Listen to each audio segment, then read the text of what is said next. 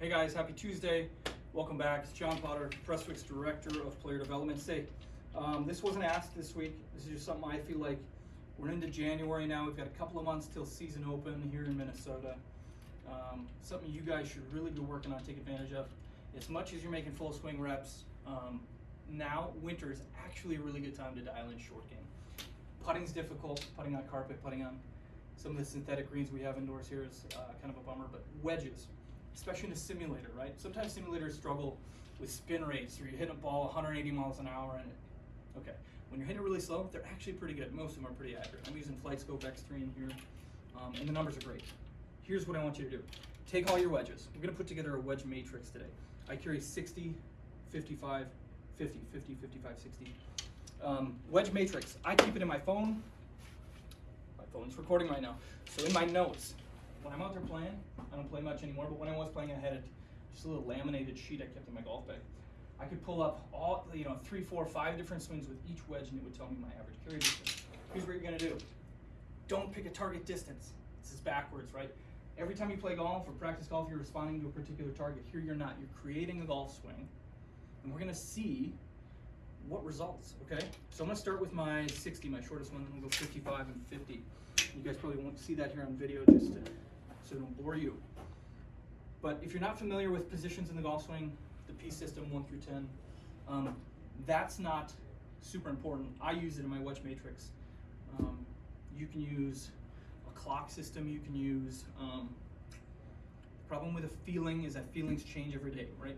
So here's what people will say: I don't like the wedge matrix because I'm a feel player. I hit wedges based on feel.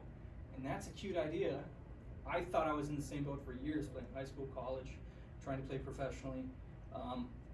That's okay, and I'm not saying this replaces your response to target. I'm saying this is a good way to, if you're really looking to improve, this is a good way to just make sure that what you're seeing and what you're feeling is somewhere in the ballpark of reality, okay? So here's what we're gonna do. We're gonna start, again, open space. We're not responding to a target. We're gonna create a swing here. So what I'm gonna start with is a swing, position 2, okay, to position 8. So that means for me, for everybody, that's gonna be club parallel to the ground in the backswing, club parallel to the ground in the follow through. What's interesting is even if I don't have a particular distance I'm trying to hit in mind, you're always gonna wanna swing bigger. It's the craziest thing. My target could be 20 yards, okay? I don't have a target, but swinging from here to here, what I see people do when we're creating wedge matrices, is go from here to here. I'm like, guys, that's not parallel. Well, it felt parallel. Yeah, it's because everybody always wants to hit it further. Sometimes if you can turn off the screen, do it, okay? If you can compile results in the background and see afterward, that's a great way to do it. I can't do that here, so I am gonna see a distance. Hopefully I'm not trying to beat that distance every swing I make. But here's what we're gonna do. 5 swings, just quick. And the more you can do, the bigger the sample size, the better, obviously. Okay, but I'm gonna start with 5. 5 swings, parallel to parallel, okay? There's 1, oh, I'm not in chipping mode. Let me change that radar. I have to do this every swing. Let's see. Chipping mode. Again, I'm just working on carry distances. Spin rates are gonna be a little different. This is a super soft, that's a Pro V. They're all gonna react a little differently. Okay, parallel to parallel. There's 1. And this is my 60 degree. I'll do the same swing with my 54 and with my 55 and 50. Okay, parallel to parallel. That one felt like I'm not in chipping mode. Let's do this.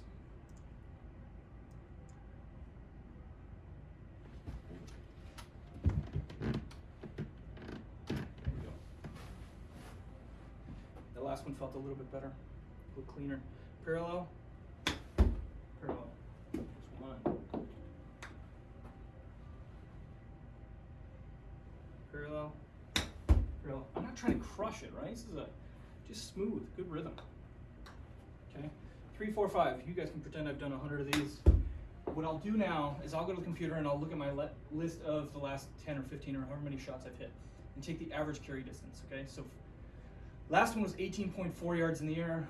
One before might have been 20, then 22, then 16, then whatever, okay? So I'm getting averages.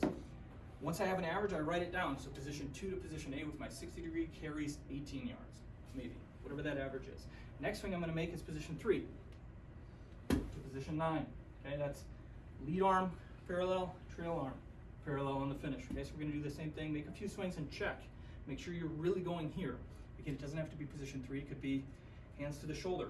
But if it's hands to the shoulder, don't do it based on feel, actually check. Because again, feel and real are very different things and they change day to day.